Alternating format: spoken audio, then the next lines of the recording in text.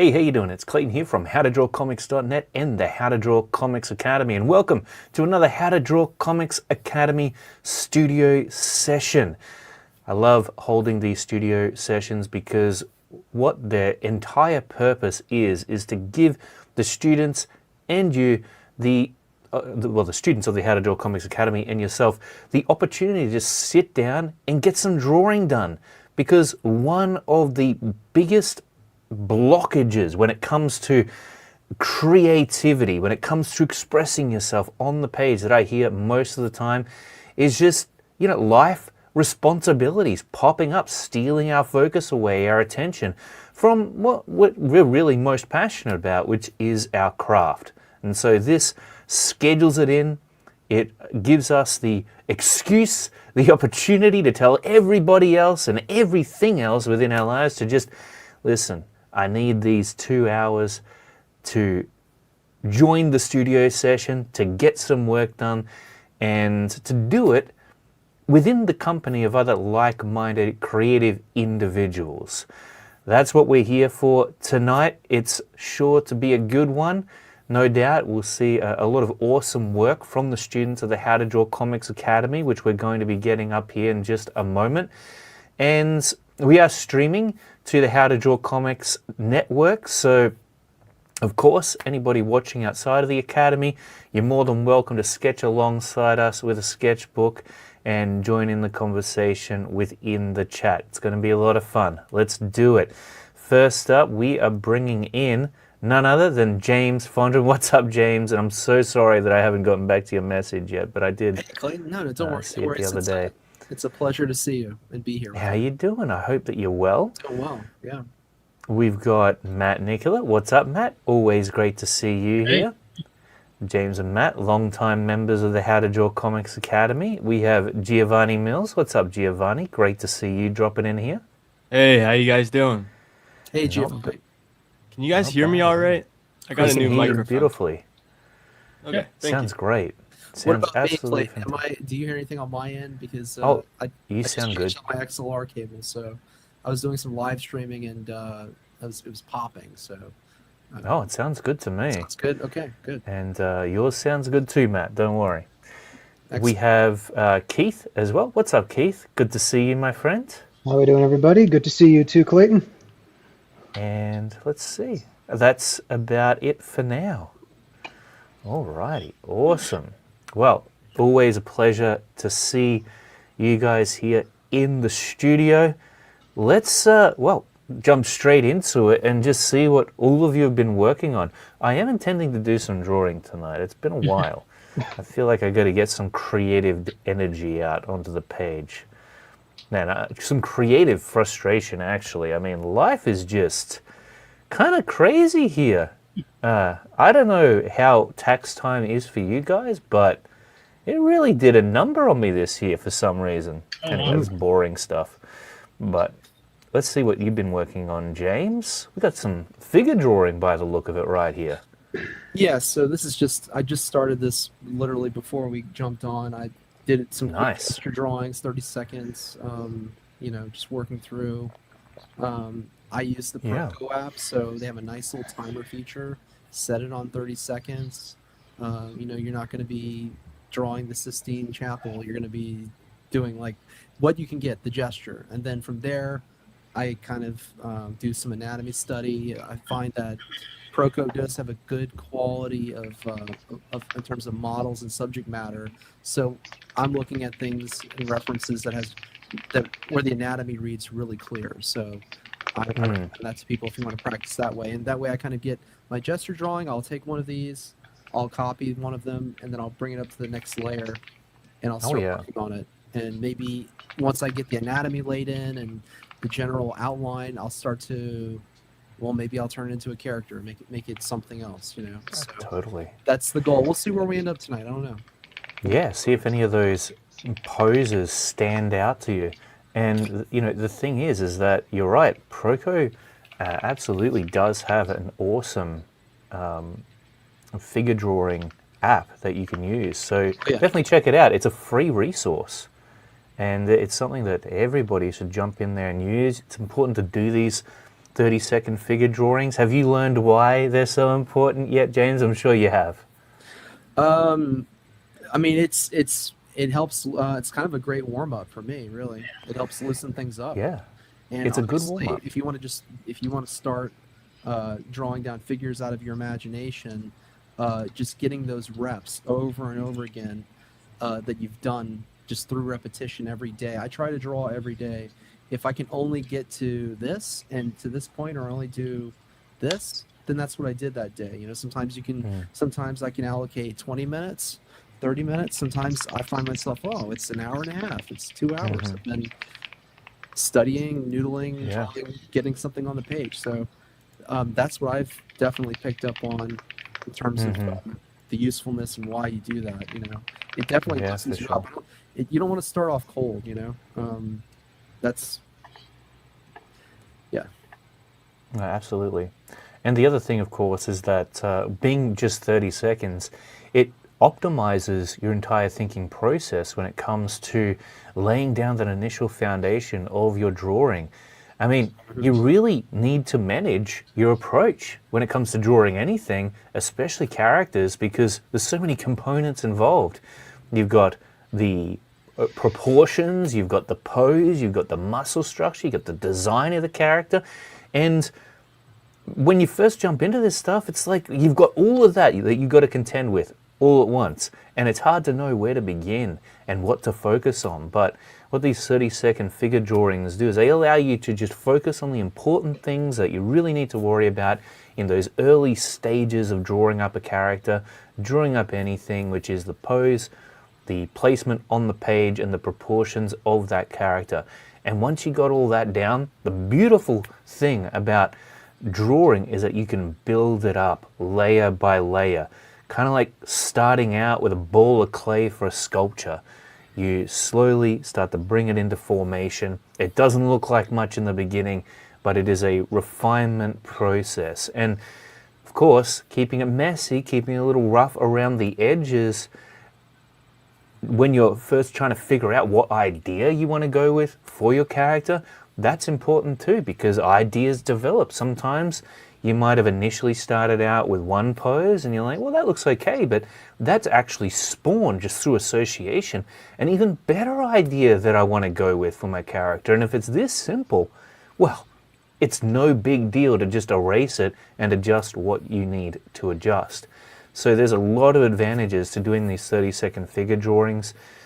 Of course, as James mentioned, it makes it a no sweat kind of deal when it comes to just dropping down a pose onto the page for a character. And you can do it at a certain point without even thinking about the technicalities behind it, allowing you to really hone in on and just focus on the creative aspects, what you really want to show to the audience, the story that you want to tell with that character. So these are absolutely a fundamental exercise that every comic artist in the making needs to be jumping on board with and doing ideally every day. I certainly paid my dues with them, and I was doing these pretty much whenever I would be. I like to do them during ad breaks personally. Back when normal TV was a thing, and you would watch it with network TV, I guess they call it. And then, of course, on the transit to work, I would just do them on the train. I'd kind of look around, see if I could be inspired by the other people on the train. But usually it was just coming up with poses out of my head. Whenever I could really get a spare moment, I'd do these really quick figure drawings because they're convenient, right? Like, it's not like a full-blown masterpiece that you're working on. You can kind of pull out a sketchbook and do them anywhere. So that's right, remember to do get it on the go. Yeah, totally. Get those reps in there. There's no excuses. All right. Awesome stuff, James. Good to see you still keeping up with those figure drawing poses. Yeah. Next, we're going to get up Matt Nicola's work. Matt, you look like you're doing a portrait today of one of your characters.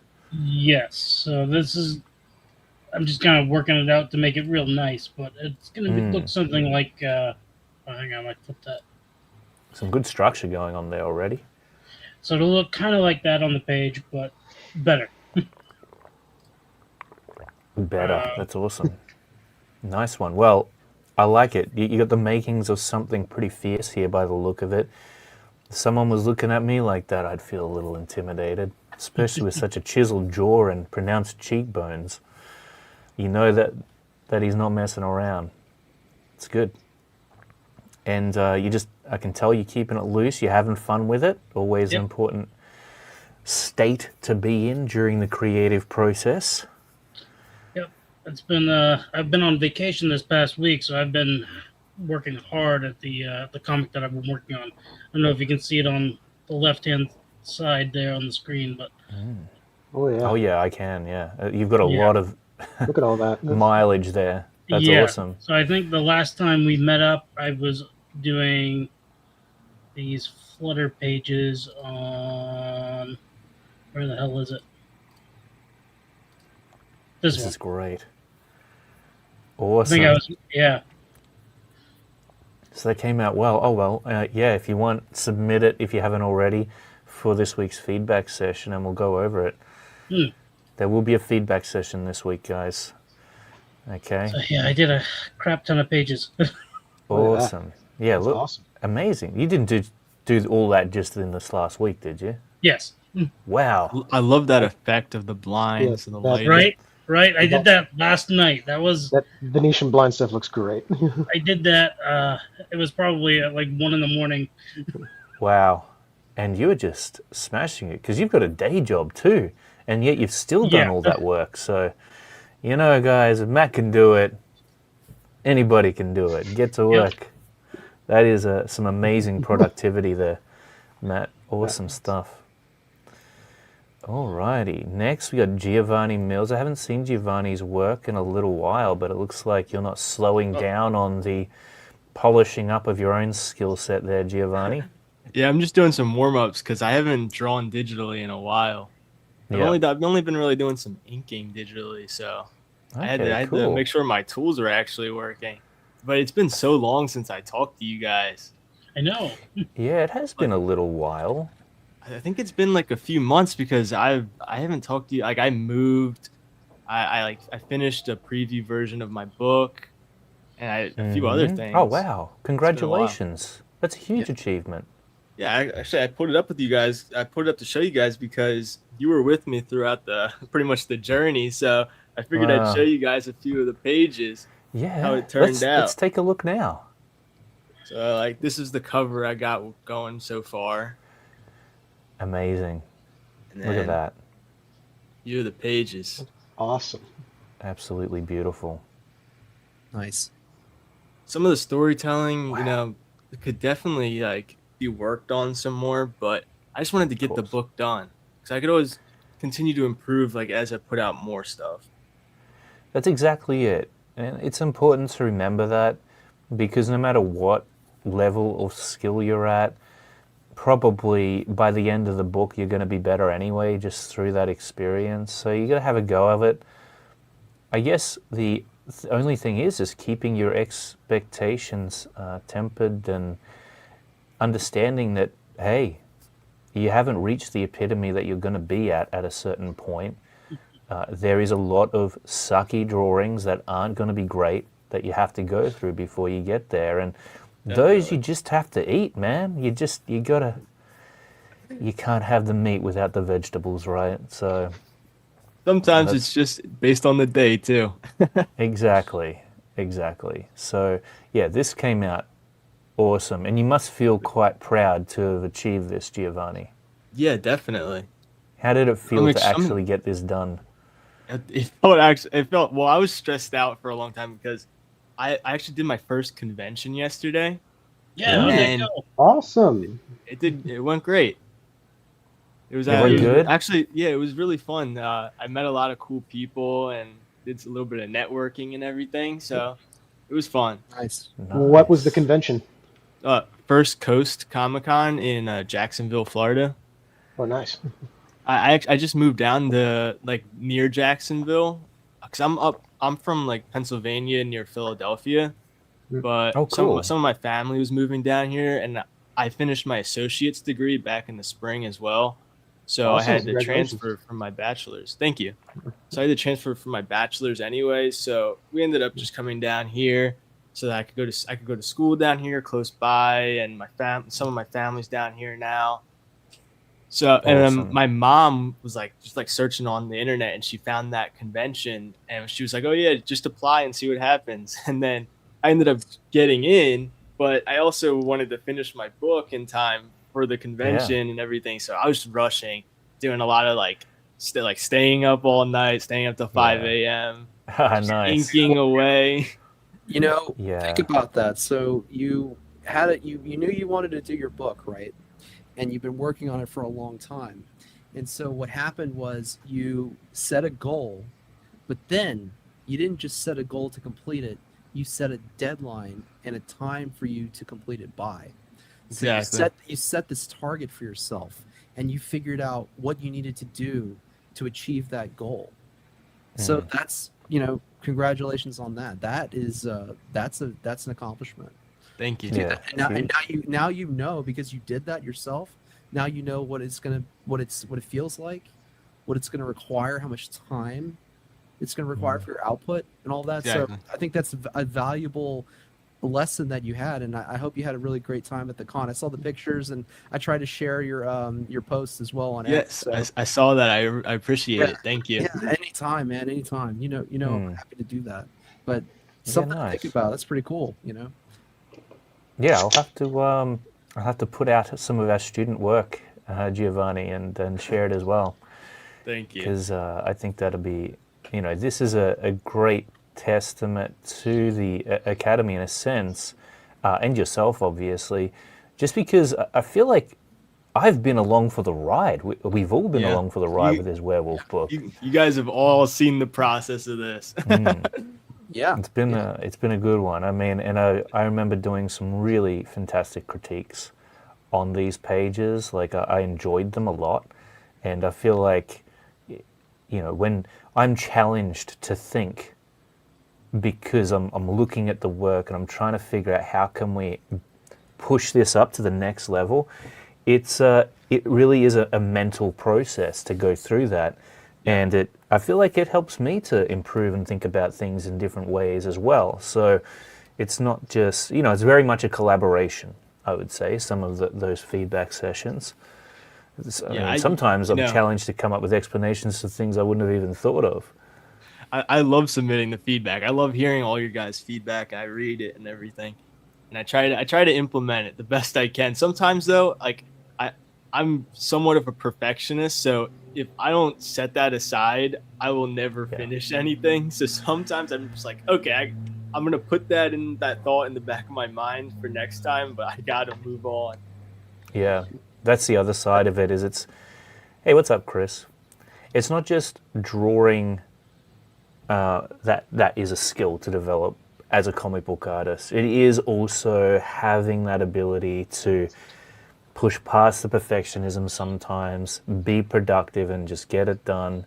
And that's really difficult to do because we're all here to create something awesome. And until it reaches that bar of awesomeness that we've set for ourselves, it's hard to let it go. It's hard to be content with what we've got. But at a certain point, you do just have to try to meet those deadlines as best you can. And some of my favorite memories are staying up all night, just crunching away on pages. Particularly, I gotta be honest, deadlines are fun. They're really fun. Like they're stressful and they're really stressful, but it's a lot of fun just trying to hit that deadline. Like just to make this worse, I finished this book like last week, and then the Top Cow talent hunt was ending on the 7th. And I was like, okay, I don't really have enough time, so I'm not going to do it. I can't finish 8 pages in a day and a half. Whoa. And then I was like, like an hour later, I was like, you know what? I'm going to try it. And I finished 8 pages in a day and a half. I've never put out so much creativity in like a single moment. You'll see when you go through the community. I put it in there. I'm pretty sure James and Matt saw it. Yeah. Okay, cool. I hadn't realized you'd posted that up. All right, I'll check back through later. I will not recommend doing 8 pages in a day. You cannot put enough time into each one, but it was a fun experience. Well, I mean, it is a wonderful experience to have. And I got to imagine the level of immersion would have been intense too. I mean, when you're that focused, there's not room for anything else. There's not room to be distracted or anything. I didn't really do anything else. I would eat and just go straight back to the drawing board. For sure. I mean, I would even forget to eat in that situation. So it's really cool that you were able to pull that off. And again, congratulations for doing so. That's so cool. That's a huge, huge achievement. Yeah, well done, Giovanni. Impressive. And it's great to see that you're coming a long way, not just in terms of drawing skill, but also work ethic and the ability to get stuff done. Definitely. Okay, next up, we have Keith. How are you doing, Keith? This looks... Oh, I remember this from last week. You remember this? Yeah, this is last week. I've been working on some other stuff, though, in relation to this that I'm going to scroll through. But what I've been trying to practice a little bit over the past few days, like about the composition of a lot of the panels, and what I've been, and what I think has been something that I've been struggling with a bit that I need to work on is I need to make sure that the perspective that I'm working on within all the panels is not too cramped, because I was wondering when I was looking through my panels, I'm like, boy, the rooms that these characters are in feel really small, and I'm wondering how do I get the room to feel larger? How do I get it to feel like a real place and not like a fisheye lens type of perspective going here? And it was like my vanishing points were way too close to the page, or even in some cases on the page. I need to spread them out. And I actually found a YouTube video that was posted just a few days ago. I don't know if you guys saw it, if you follow this guy, but he was talking about a comic book artist that I had never heard of before, but I got really into once I saw this video, a guy named Sean Murphy. Doing a bit of a deep dive into his work and what he does for the backgrounds, and apparently he's known very much for using, in film language perspective, like a very long lens type of perspective with the backgrounds that he does, and it makes it feel very immersive and cinematic, which is very much the vibe I'm going for. So you can see on the left hand side, what I was trying to practice here was in the original sketch I had done of the left-hand page, the buildings, at least when they were descending off towards the left-hand frame, were going at a pretty sharp angle, but I'm trying to flatten them out a little bit and lengthen the perspective a bit to make the buildings seem a little bit more realistic, and try to work with that and see how that looks. And I'm doing the same with the panel up on the upper right, where what I did was, even though it's a one-point perspective panel, I'm trying to lengthen it a bit by having more things descend into the background to give it more life. For sure. And with the panels or the page to the left, is it also to do with the fact that you want to fit more in there, like more of that building? Because it does feel like it's cropped. It feels like we're looking through a little pinhole in a door almost, and we're only getting to see a part of that building, but maybe being an establishing shot, which it seems it is, you want to like pull that lens back. Is it more the case that you want to show more? It very well might be that case. Like it's just me trying to make sure that what's in the frame is actually what I want to be in the frame, and just trying to practice that. But I've been trying to do that. I'm going to show you how to do that today. I'm going to show you a little technique. Yeah, that'd be great. Yeah, I mean, I can hold on this page for a second if you want to grab a screenshot before I show you the others that I've been working on. Oh yeah, for sure. I'll do that. I'll get it up just to have as a reference, but I'll do a full sketch and I'll show you a technique that hopefully you can use for pretty much anything that you want to start drawing up. And we've kind of gone over it before, but it's worth just going over it, because with so much to remember as an aspiring comic artist trying to learn all this stuff, it's easy to forget. Like, you just can't retain that level of information. So that's why, you know, having lessons that that go back over the same topic, but sort of maybe give you a different take, come at it from a different angle, is absolutely invaluable and important to have as a someone trying to learn this stuff. So I'm going to go ahead here and just rename this file. We're on the 13th of the 7th. Beautiful. Over halfway through the year. Yeah. Okay, great. But yeah, but anyway, that's just one aspect of what I was working on this week. The other thing I was doing for this project was I had, as of last week's studio session, about 4 pages done in the rough stage where I was getting the story down on paper and putting those panels together. I was working on, like, as we go through it, like here are the first 2.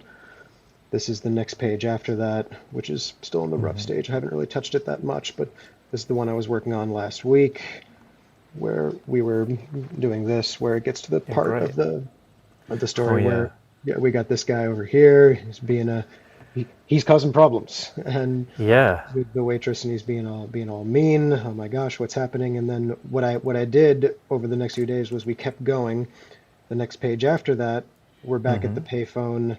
She's hanging up, talking with the other guys over here. They're having a bit of an angry conversation about what's going on. And then what's happening in the background of this panel is that all that is happening back here, over here behind her. And then all of a sudden it's back to him. He's getting mad. He throws a glass off without looking, and it hits her right in the back. Oh, he really doesn't like this woman.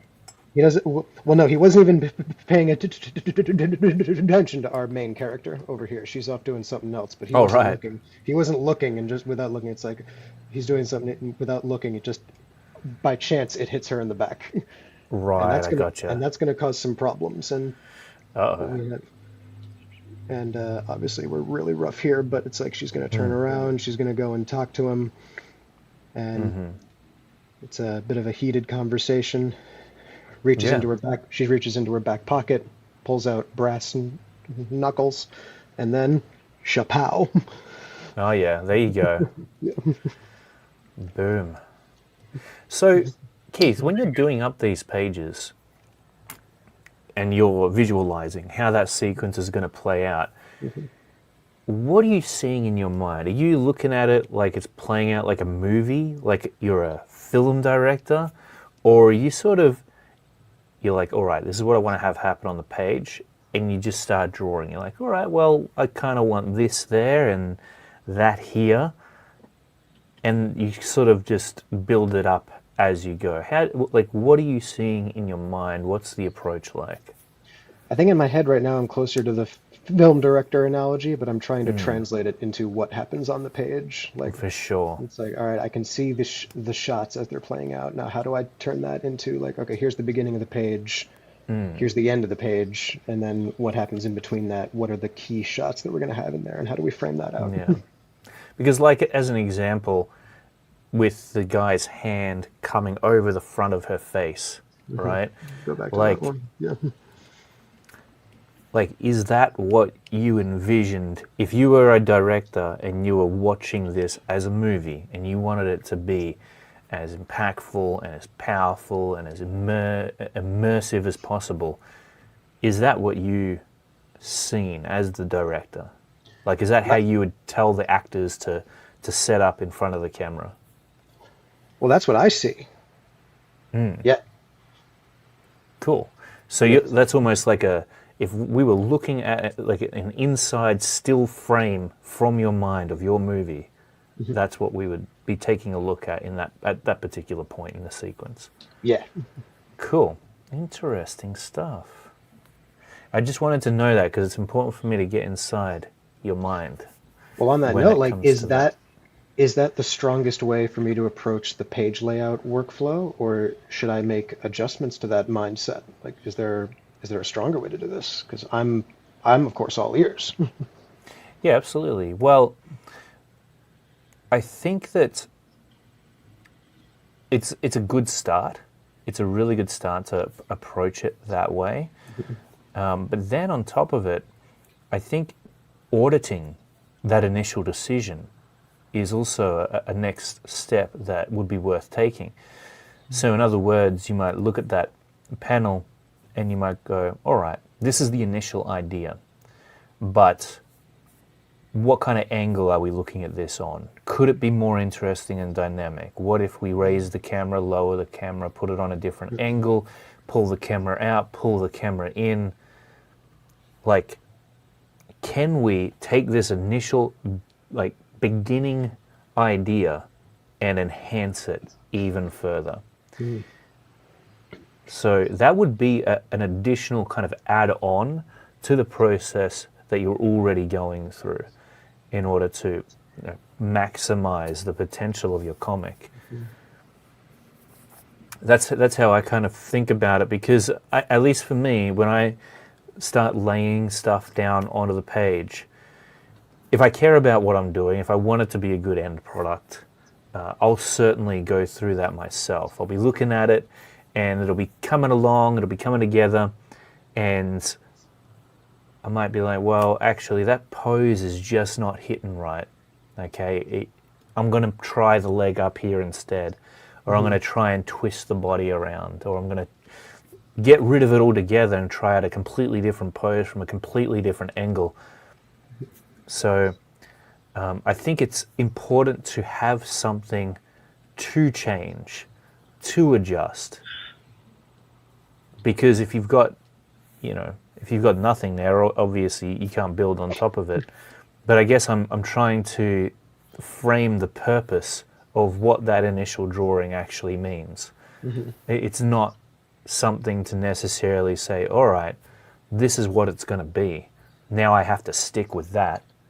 It's, okay, this is what we've got. Do we like it, or do we want to change it? Does that make sense? Yeah. By the way, is my audio coming through okay? Chris, Oh yeah. Cool. Sweet. Alrighty. Well, with that said, awesome stuff, Keith. I like you're like Matt, just so productive. I mean, Giovanni too, and you, James. You're all very productive. They're better it's great at to see. organizing their time, though. It's the deadline. Oh, I like this shot. I like the foreground guy. with Yeah, the this mouse. is where it keeps going after the full page spread with the punch. I Yeah. wasn't done. I also did these last week as like roughs of the pages Yeah. that continue. Where it's a nice shot That's good. afterwards where it's like just his face in the big foreground where he's got his blood everywhere. He's missing some teeth, and that's great. And then basically what Yeah. happens over the next couple pages is all the commotion was happening. So the big man in charge, he comes out of the door that she was supposed to be standing next to all night.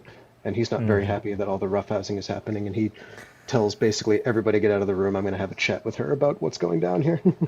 Cool. That's awesome. Yeah, and it's great that you got your thumbnails laid out like that. Yeah. Good to see. Good to see. Speaking of the perspective stuff, have you thought about using the How to Draw Comics layout generator and setting your perspective grids up in those panels? Oh, 100%. I'm gonna definitely use those, but I'm gonna use those at the stage after I know exactly what I want the page to look like. It's like, okay, this is definitely how the panels are going to be laid out and what is going to be in each image. Then I'm going to use the generator to get the perspective grids going, because from your own advice, I don't want to use the perspective grids too early in the process, because then it just becomes too constructural. Absolutely, because the cool thing is you can pull these thumbnails into the actual generator, and you can build out the perspective grids right over the top. So, something to think about there. Alrighty, well, now that that's all done, I'm going to jump into Clip Studio Paint myself and walk the talk a little bit. By the way, welcome, Rick. Great to see you. Let me go ahead and share my screen here. Now I have to wrap this up by, in about an hour and a half, because I am taking on new duties as a father. I'm picking up my daughter from school, and the reason for that is we're expecting, like, next week, another member to the family. Oh, nice. Congratulations. Yeah. Congratulations. I know. It's wonderful. All right, let me click this and Clip Studio Paint. That's what we want. Awesome. So I'm going to zoom in here on, well, this one. So this is Keith's piece, and what we can notice is that he's got this really epic looking building right here, but we don't necessarily know what the scale of it is just yet. Now, something that would help out with that is if we placed a few characters here, maybe standing out the front. That would almost certainly immediately give us a scale reference, right? But you know, part of it's cut out, and being an establishing shot, which is I'm assuming what it is, we really want to get like the full range of what we're looking at here. We want to see it in its entirety. Now, there's different types of establishing shots where you can just have a close-up of, say, a window, for example. We're looking in the window at the characters. But in this particular instance, for this kind of establishing shot, we really want to pull that camera back. And this is a common decision that I see some artists make, which is they will kind of not pull that camera back far enough, and it does end up resulting in a very closed in, almost claustrophobic feel for the panel. So here's how we're going to attend to that. Here's how we're going to fix it right up. All right. What layer am I on here? That's the one I want. So I'm going to go ahead and just maneuver this up here. I'll shrink that, and I'm going to just draw up, we'll draw up a few panels here. We'll use our figure ruler, of course, just to keep things nice and easy. We'll say, let's draw a long panel like this. Done. And then what we're going to do is we're going to draw some horizontal panels. Maybe one like that, stretching across there. Just some different dimensions for these panels. So we've got some examples here to work with that are going to, you know, apply to a range, a variety of panel setups. Okay, get our gutters and the edges of our panels aligned reasonably well, even though this is just a quick little demo here. But you know, me, when I'm teaching, it's never really quick, is it? I tend to ramble a little bit. But here we go. So next up, I'm going to just draw right in over the top of these, and it's a bit thick. Let's tone it back a little. That feels right. Go over that a few times. Beautiful. Do the same for this one. So I'm in Clip Studio Paint here, if you're wondering what's going on. This is the ruler tool that I'm using. Makes drawing panels much easier, much less messy, much less of a pain. Tools like that, don't shy away from using them, because traditionally you'd be using a ruler anyway, a real ruler. And I'm going to delete that ruler now that I don't need it anymore. How do I delete that? Delete ruler. Done. So there's our panels. And you can pretend that these panels might be placed down onto a standard sized comic book page and laid out appropriately, but here I'm just sort of setting them up for the demonstration on the screen. I'm going to jump over to the pencil tool, make sure that I got that selected. So here's how I'm going to start it. So say that I want like 3 different scenes here in each of these panels, and they're all going to be establishing shots. Okay, here's how I tackle it. And Keith is probably going to roll his eyes and going to be like, yeah, I know this, Clayton. And then I'll say, why aren't you applying it? All right. So let's say that we want to, whatever that was, a hotel. I'm going to use like a castle here, like a giant castle. It's huge, right? How are we going to fit it into this panel? Well, what we're going to do is we are going to start out with a very little sketch of what we want that castle to be. Now, you might already have a design for whatever structure it is that you're working off of, but I'm going to draw out like an entire kingdom here, okay? And I'm just going to scribble it in there like so. Might have some background buildings over there. Might even have some foreground buildings here. And I'm just scribbling it in there. Look at that. No perspective at all. What the heck am I thinking? Breaking all these rules. All right. Now, what matters here? Not perspective so much at this stage, but just composition. Okay. How can we create something that's readable, that's easy to look at, that captures the focus we want to go with? All right. So you can see that. That's not a single building. That's an entire kingdom right there. And let's say that we want that sitting on top of like a cliff. So we'll place that in there.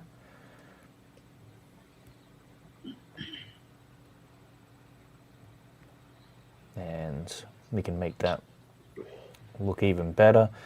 We could have some foreground cliffs.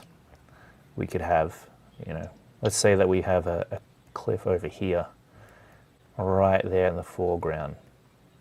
So now we're adding depth. Haven't even thought about the perspective. Want to see something else? Now I'm just going to show off. Maybe we've got like a little hut here as a maybe this is another establishing shot for something else. But let's say this could be a circle. This could be anything. It could be just the most basic little scribble. It doesn't really matter because all we're trying to do is figure out what the placement is going to be of this thing. Okay.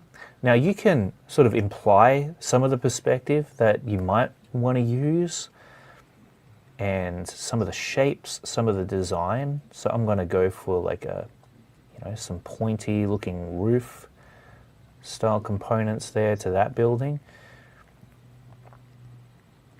And just because I'm feeling like we need it, I'm going to pull that out a little bit more. Just using my artistic instinct right there. Cool. So now we have a lower cliff in front of this larger cliff. And then in the far background, we're going to have some that are even pushed back into the distance to a greater degree.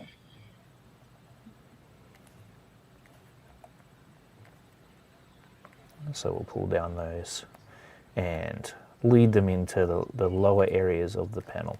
Okay, great. And then you might say, well, this area up here is looking a little bare, so why don't we add in a moon? Or if it's set in another planet, you could add in like multiple moons.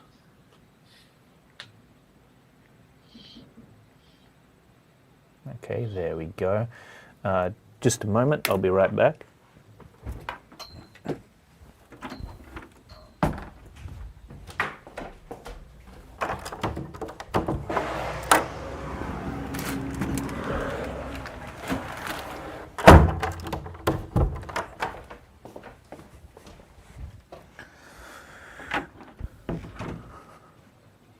All right.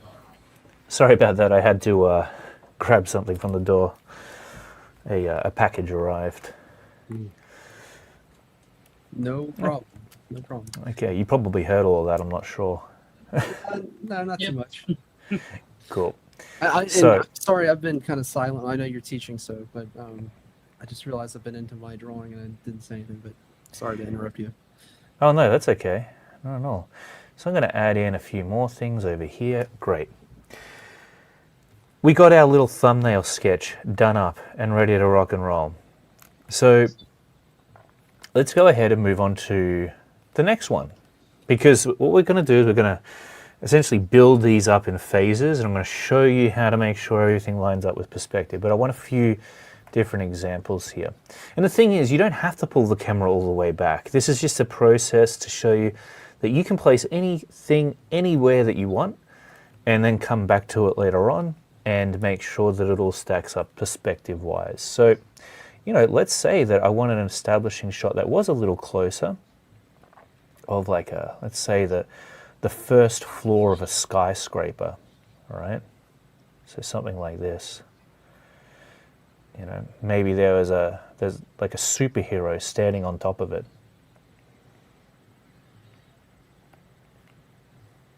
And I just decide that this is the area that I want it within the panel. This is the space that I want it to take up.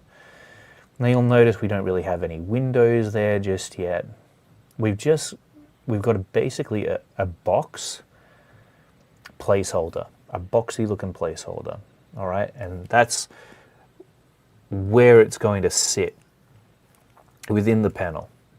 And then, of course, over here we can draw the rest of the city. And we can make that look however we want. We can have some buildings in the far background, we can have them in the foreground, and you'll notice again that I'm being pretty messy with it. I'm not really worrying about any of the technicalities. If we were to draw over the top of this, it'd be terribly out of perspective, no doubt. And we could even draw some all the way back into the background there. But this is our main focus. This is kind of the key to the establishing shot in that particular instance. And we might have a few foreground buildings here on the other side of the panel. Great. So in this final panel, we'll just do something fun. I don't know. Let's have like a spacecraft of some kind, but it's hovering over the top of some sci-fi structure, some sci-fi city. Okay, so say that we got another building here, and this time we're looking up at the building because there's a spaceship hovering over the top. Notice that I'm winging it right now. I know where I want my spaceship to be. I'm going to try it out there. And as I said to Keith before, if you drop something down onto the page and you don't like the look of it, maybe it's not big enough, maybe it's not small enough, it doesn't really matter. Like, you can just redo it, start again. Okay. Have some buildings off over there, some down here. Notice how I'm just plotting this out. And what I'm mainly worried about is coolness. Like, does this look like a good composition? Have I got the focus on the areas that I want the audience to be paying attention to? Now, this is going to be a terrible spaceship. I'm not really putting any effort into the design of it. Maybe I should. It's like a floating donut at this point in time. Mm. All right, there we go. And, I could put all sorts of things in this. I'm getting caught up in the design of this spaceship now because I'm not really super stoked with how it looks.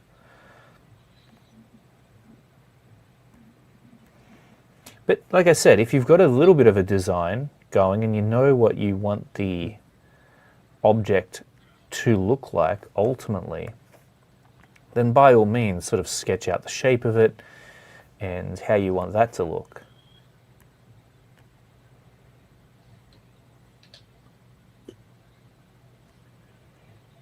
Okay, so there we have it. And even on the,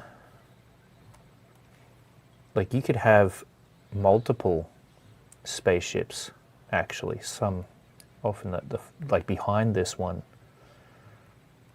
really pushing that depth. Maybe there's a whole fleet of them, right? Okay, great. So we're looking at this, we've got some layouts happening, and you go, all right, it's time to actually draw this up. But how do we ensure that it's got the correct perspective? Well, the beautiful thing is that now what we're going to do is we're going to lay the perspective grids in over the top of this. Now, Keith already knows this, right? We've done lessons on this in the Academy. For anybody who is a member of the Academy, you can go back and check those out because they're actually really good lessons. And they teach an important skill within comic book illustration. But there's a nuanced point here that may be being missed, which is that you can, especially with these establishing shots, where you want your focus in the beginning is just nailing the subject of that establishing shot and making sure that it's captured within the frame in its entirety. This is something I want everybody to pay attention to because, like I said, you know, let's say that we've got an interior shot, right? Let me do up another, because all of these are exterior, I just realized. I'm going to do up another panel over here. Obviously think about the panel shapes that you go with because they're going to cater ideally to your end drawing in a way that helps to enhance it and is appropriate for it. So, you know, with a long panel like this, if I'm going to do an establishing shot for that, that is interiors, that is an interior of some kind of room, then that room is probably going to be tall because it's a tall panel. So check this out, right? A lot of the time what you see is an artist will come in and they'll try to capture like an entire room within this and it will be very, very cropped. Like we won't get to see the full environment. And so here's what we're going to do. We're going to zoom all the way out. All we need, by the way, is the key focal point to kind of give us a place to start. Let's say it's a person. All right. And well, let's have some fun with it. We'll make this person like a lady. There you go. All you really need is some larger hips for a lady character. Give her some big hair too. There we go.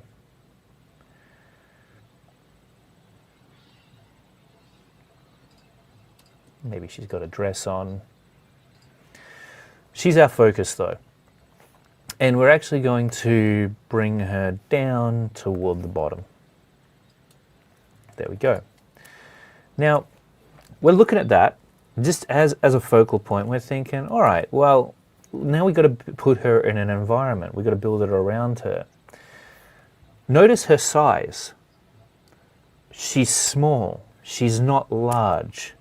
In an establishing shot, we need to scale things down so that we can view more of them, if that makes sense. You scale it down so that you can fit more within the panel, and you can do that because it's smaller. So, here's what we're going to do next. Let's say that she's in some kind of grand museum, right? And I want to pull this all the way back. What I'm going to do is I'm not even going to start with the structure of the room. I'm just going to start laying in paintings and statues, and I'm going to construct it that way.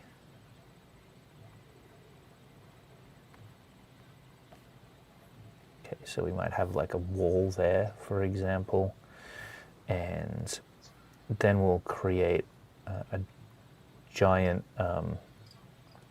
like monument, giant statue over here. Might be a sort of a pillar kind of deal. You know, it's a very artsy place, so we'll add those into the background.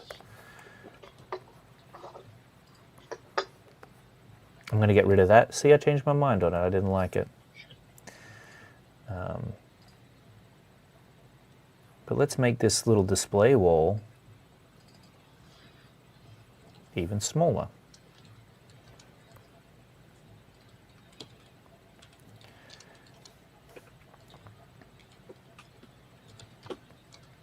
And I'm going to put some people in the background just to show the scaling down and like the distance between the people that we're seeing here. And by the way, we could add another person in the foreground here if we wanted to.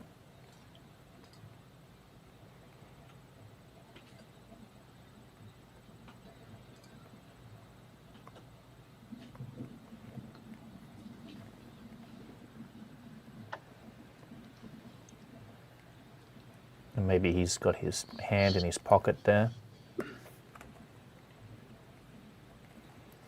So we might say this is sort of like a fair of some kind, or whatever. I'm not even sure what this place is going to be, but the point is that we're establishing it. And so why have I placed multiple characters in here? Well, they're essentially giving us a visual indication of the scale of this place, and the distance between them also helps us to do that. Because we're showing, oh wow, like the difference in scale between each of these characters show that that space between them is quite large, and so that the scene has sort of been pulled back as a result.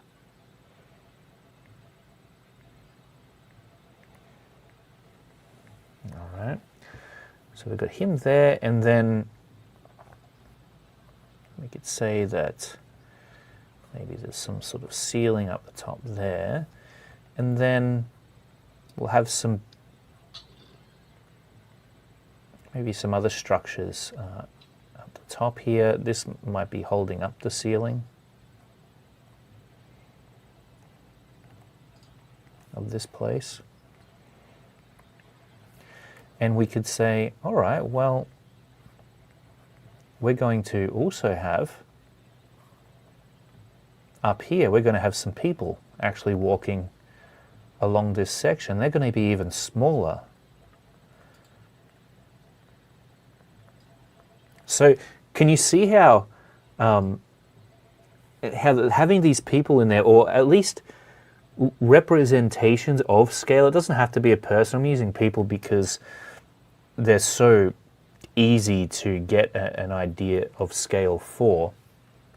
But you could use anything. You could use a car, you could use an aeroplane. You know, people have a general idea as to how large those things are in comparison to a person, and so they can be used as well.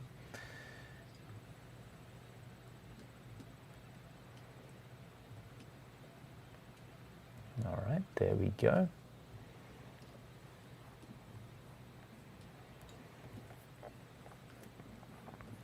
You could have a foreground element there too.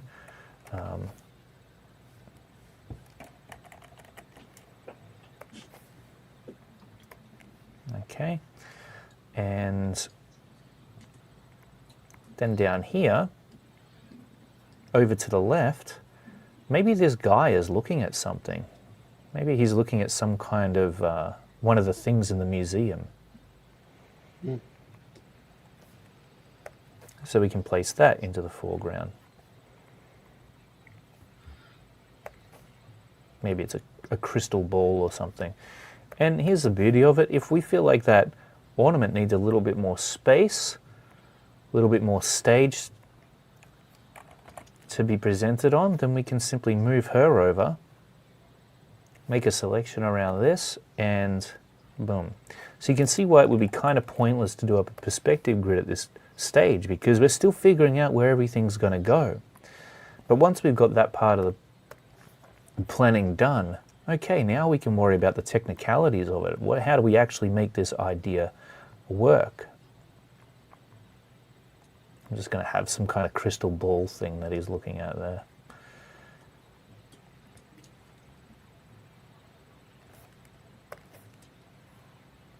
All right, done. So there you have it. We've got a whole bunch of panels here. I'm going to check in and just see if there's been any questions or anything like that. Nope, good. Anyone else jumped in the studio? No.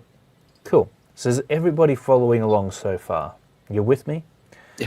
This is really ideally how I would like all of you to work, just because it's a fun, creative way to get your idea down onto the page right off the bat. And then here's what we're going to do next. We're going to go ahead. Well, I could show you how we take this into the comic page generator, but I won't worry about that for now. Instead, we'll do this sort of manually, I guess. But we're going to drop the opacity of this somewhat. Okay, or we can make it blue. Should we make it blue? Yeah, let's go ahead and do that. Done. Okay, so once we're at this stage, now we just got to figure out, all right, well, what we got to choose a perspective based on the rough idea we have. Now you could go with it, I mean, it's so rough that you could go with any perspective here, but I'm going to choose one. I'm just going to pick one, and then we're going to go with that. So we're going to start up off here, and I'm going to follow this line down. Now we're just focused on this first panel, okay? So I know we're going to be traveling these guidelines off into other panels, but here's how we find the perspective of this image. You'll notice that I'm running it along the top edge of that structure there. Okay. I'm probably going to run it all the way down there. And we could say that from this point, we're going to run the horizon line around here. Okay, across the page. And I'm going to make that horizon line a little darker, just to make it obvious where it is. Okay, brilliant. So the reason I've gone for this angle is because of the top edge of that structure over there. Great. So that takes care of one portion of that perspective grid. Now here's the thing. We're actually going to be running off of the page here, which is fine. What it means is we're going to sort of be eyeballing things a little bit, but that's fine as long as we've got most of it sorted. As long as we're as accurate as we can be based on the real estate that we've got on the page. So we know at least where that horizon line is going to be. And I am going to zoom out here. And I'm going to take that line there, and we're just going to run it down to where we know the horizon line is going to sit. So try to get that as accurate as you can get it. Okay, wonderful. So where does this leave us? Well, now we have the we have vanishing point number 1 and vanishing point number 2 established. So now we're going to go ahead and we're going to at least, for this vanishing point over here, get these guidelines established. All right. So we're just going to pull them out like so. And we're going to give ourselves some guidelines to work with. Now, do we have to cover this whole panel in guidelines? No, not necessarily. Remember, these are just guidelines. Right? If things need to change or be adjusted, or if the guidelines don't necessarily pan out as well as we'd like them to, just remember they're not supposed to be this perfect thing that you need to follow.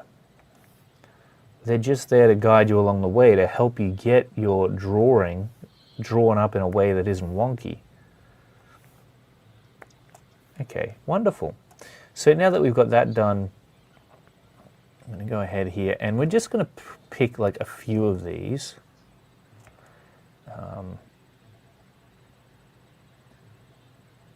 And like I said, I'm eyeballing this at this stage. One thing that you can do though is you can keep holding your shift key down at this point, and you can draw it out like so. Okay. Do the same thing here, just draw it down and draw it back.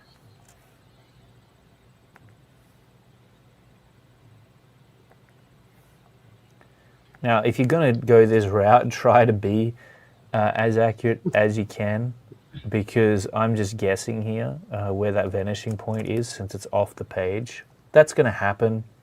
It's one of the reasons I do like the comic page generator, and we might even go ahead here and actually show you how to use that in order to set up the perspective on some of these. But that'd be great. For now, yeah, for now this is what we're working with. This is what we've got. And once you've got that perspective grid set up, guess what? Now you can go in there and you can actually get the details happening.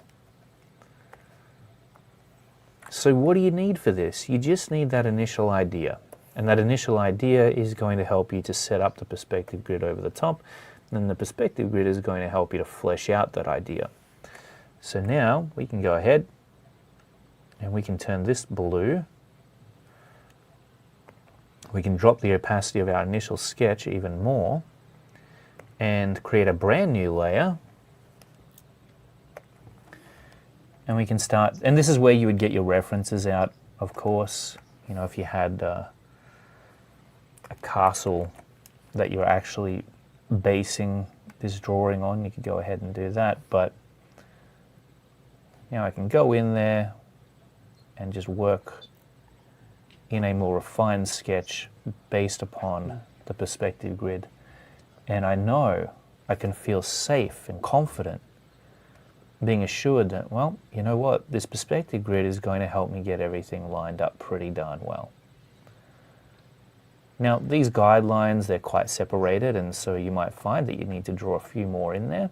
That's fine if you need that. But like I said, just use them as a guide. You don't have to, unless you're extremely bad at perspective, you don't have to necessarily just be super rigid with this. Try to make sure that your creativity is coming through as much as possible. I'm obviously not going to go in there and sketch out this entire structure and castle, but I just want to show you how you would start to work in a more refined drawing over the top of this.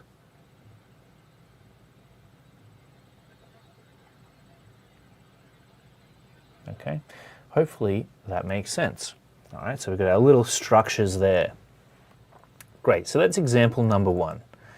Let's turn this off.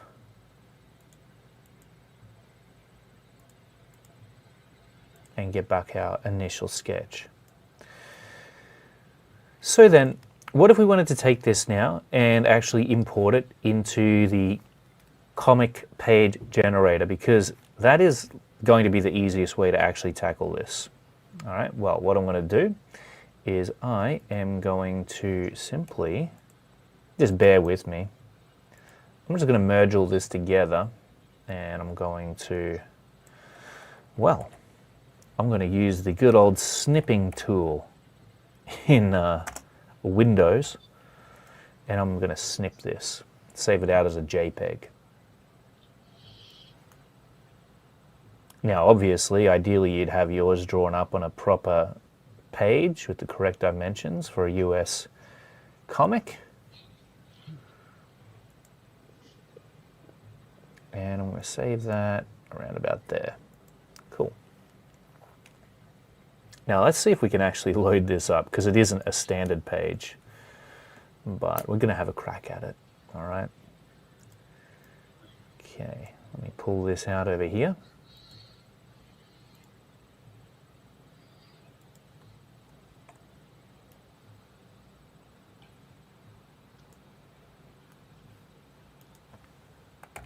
We'll go How to Draw Comics Academy, right there. Let me load this up for a moment.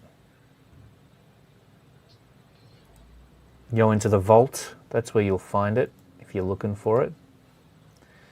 Now you have to be a member of the How to Draw Comics Academy to actually use this at the moment, but it is a very handy tool. So, here's what we're going to do. I'm going to demo this, and it might be a little awkward because I'm not sure if the example I've got there is actually going to fit in, but look, let me load it up first.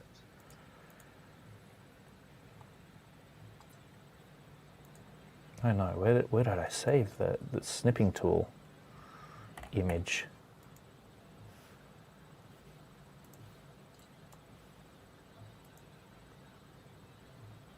Oh, I saved it on the desktop. Cool.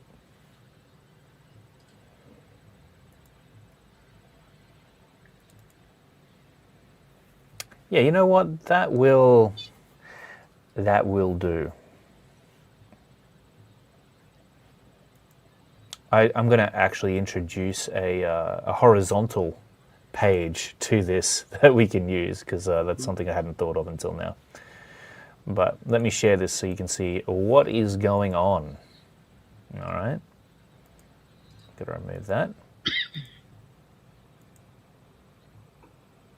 Hey, Heroes Path. Thank you so much for that lovely donation. Beautiful. You've really leveled up, Clay. Well, thank you so much. I really didn't do much there. I was just sketching away. Okay, comic page layout generator. So this might be a little bit hard to see for some of you. I do apologize, but you'll see the little sketches there, right? Like that's what we had up on the screen before. What I'm going to do, actually, I've got a better idea. Let me do this instead. Just so that we can see the artwork itself a little better.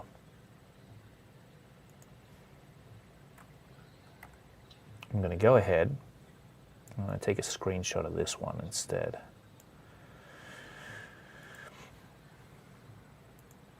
And we'll save this out onto the desktop once again. Beautiful.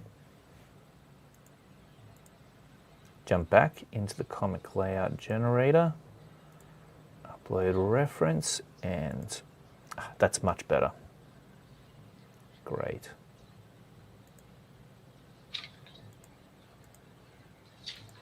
So here we are, right? Recognize those panels. They're a little bit light, but hopefully you can see them fine. So check this out, right? We've got our panels worked out. We know where they're going to sit. Oh, look, you can adjust the opacity of this. That's why it was a little light. You can also scale and rotate this reference if you want to. But let's go ahead and draw in some proper panels. All right, so I'm going to jump down here to interactive editing. You guys can all see this, right? It's on the screen. And we're going to go down to enable panel drawing. I'm going to go for a rectangle panel. And we're just going to lay this in. Whoops. Oh, hang on. What's going on? Why isn't that? Oh, I know why.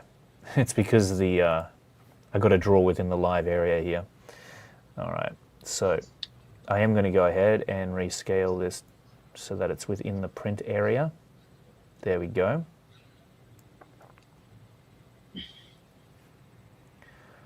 So now I'm going to draw in panel number 1, like so.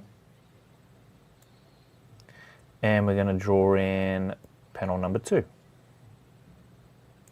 You might be looking at this going, well, we can't actually see the drawings under this.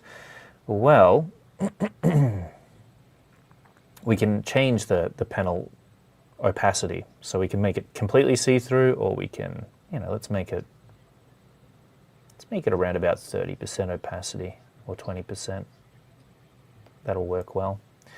And the other thing that I'm going to do is simply just make sure that we've got the edges of these panels placed where we want them. So these print guides are great because it ensures that the artwork isn't going to get cut off. Of course, if you want to, you can travel outside those print guidelines. It's up to you. But there we have it. Great. So once again, you can see that we can adjust that opacity, which will come in handy later on. But for now, let's get these perspective grids set up. So this is going to be so much easier than the process that I just showed you guys. All right, check this out. We're going to go down to per panel options. We will select panel number 1, and we are going to go down. So not only is our panels ruled up nicely now, but we're going to turn on the perspective grid. All right, there we go. And now we're going to say, well, we want 2-point perspective because that's what we're sort of going for here. And we can really just place this horizon line and these vanishing points wherever we want. So I'm just clicking and dragging within the panel here. And I think that probably we want to bring it down to around about there. All right. And we're going to drag this out, all the way out, in fact, just based upon that foreground building. Now you might be looking at this and you might be going, wow, okay, Clayton, like the vanishing points aren't even on the screen anymore. Well, that's fine, because down here we can adjust them manually anyway. That's just for convenience to be able to drag them around. So what we'll do here is I'm going to go ahead and just pull this out a little bit more to maybe around about there. Okay, that's feeling pretty good to me. And then we're going to go vanishing point number 2. We'll pull that out to about there. Okay, great. Now maybe we want that perspective grid to have a little bit more density to it. We can change the density of that to, well, we could go extreme if you really feel like you need a lot of guides, but that is our perspective grid done up and ready to rock and roll. So now what Keith could do is he could simply save that out. He could save it out with the guides separated, or he could save it out with just the whole page combined. It really doesn't matter. It's up to you. And you're done. You can save out just the panels as well. But let's do panel number 2. So we've already got our perspective grid done up. Now, how long would have that taken to actually manually draw up your perspective grid accurately to that level of density? It would have been a total headache. Now we're ready to move on to panel number 2. So let's go with that one. Enable perspective grid. Okay, great. Now this one's going to be a doozy because this is a 3-point perspective grid. So let's hit 3-point perspective on the perspective type. And then we're going to just, look, let's adjust the horizon line just right off the bat. We'll drag it down, see where that leaves us. We'll kind of mess around with this vanishing point. Now it looks a little bit confusing, but it's okay. We're gonna, don't worry, we're gonna bring this into focus soon enough. So I'm gonna pull this one out to around about there. Okay, that's feeling pretty good to me. And then we're gonna go vanishing point number 1. Oh, was that the one I had just then? Yeah. So there we go. And then we're going to go vanishing point number 2. And you can see this one's actually positioned around about here, right? And then, well, I think everything else is kind of sorted there now. Yeah. Let's change the positioning of vanishing point 3. Make sure that's where we want it to be. I'm thinking there. And look, sometimes this grid isn't going to align with your drawing. And the reason it's not going to align with your drawing is because your drawing isn't accurate, right? So this is, that's why we have the perspective grid there in the first place, to make sure that we're drawing everything up accurately. But once that's done, just as before, we can bump up the density to that level, or we can make it, you know, a little less dense than that. And this density thing will also help you to make sure that you've got your grid done up to the degree you want it done up to. I'm actually going to go ahead and make an executive decision here, and I'm just going to pull that other vanishing point off in this direction. All right. Even though that changes the way that we've drawn up this building in the, you know, the foreground, we need to make sure that that the actual drawing is going to work. And so in order for the objects or the elements on the right side of the panel here to not be skewed, to not be distorted, we need to just pull that vanishing point off a little bit more to that side. But now we're good to go. And like I said, Keith can actually save that out. So here's what I'm going to do. I'm going to save it out, and I'm going to take it back into Clip Studio Paint. So let me go ahead and do that, just to show you the full process. So let's say that we want the guides separated. Hopefully this works. I think I was... we'll see. Maybe it did work, actually. Oh, and by the way, it'll save out every layer. It'll save out the panels and the perspective grid too. Yeah, great. It did it. Beautiful. Nice. So what I'm going to do is I'm just going to copy that, and I'm going to make a... Well, I'm going to jump into Clip Studio here. I mean, I guess we can just open it straight up in Clip Studio, can't we? Because, by the way, it's saving it out as a full res page, right? That you can work right in over the top of, and you know that it's going to be at maximum resolution. Well, Clayton, I know what my next lesson follow along is going to be. It's going to be replaying this video and doing this process and Oh yeah, doing up some panels and actually doing what you're doing. Like, totally. Use the tools, use the methodology. Yeah, big time. Yeah, that's my next practice. That's what you want next. Yeah. For sure. Hey, what's up, Jose? It's great to see you. Jose Vania.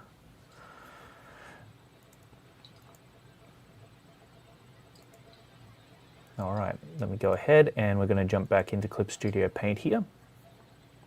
So I've essentially just opened this document, right?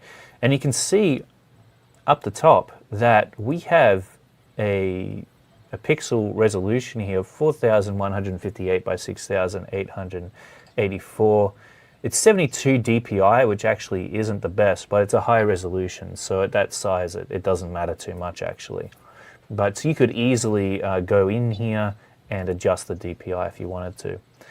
So we have multiple layers, all right? I'm going to bring the actual panels up here. Now you can adjust the panel thickness within the generator as much as you need to whatever preference you want, by the way. But let's say that we're happy with that. We can just hit multiply. And now we have this panel grid set up with these panels. You can switch them on and off. Obviously, you can have your sketch in there still if you want to. And you're basically good to go to continue forward and develop that drawing. Pretty cool stuff. All right, this is how I suggest you do up your perspective grids from now on, Keith. If just to get this output, right, from the generator of the perspective grid, because like I said, it's a total pain to do this manually. It sucks doing it manually. Yeah. I used to have a little Photoshop technique that I'd use, but this definitely beats it. So take full advantage of that generator. All right. Any questions? How do we all feel about that? No Pretty questions sweet right stuff, now. huh? It's definitely a smooth operation approach to the issue that I've been having, which is like trying to fit everything into the panel from the right angle and trying to make sure that the perspective still lines up and you still have the impact you want. Like I definitely can see how this process definitely improves over mine. For sure. Yeah, I'm Your in the process same is boat still where, good though, Keith. well, I'm in the Don't same worry. boat where I'm definitely going to be going back and looking at this again, this recording, so I can go back and ensure, like, all right, now I'm taking this step, I'm looking at this, I'm taking this approach, and making sure that I'm adding in those layers, and then before we worry about, like, where the respective lines are going to be, we're just making sure that there is a layering to the picture of the establishing shot, because that was a For big problem sure. with my establishing shots. There was too much in the mid-ground, not enough in the fore and the back. Yeah, totally. I get that. It looks like you're doing something interesting there as well. Do you want me to get that up?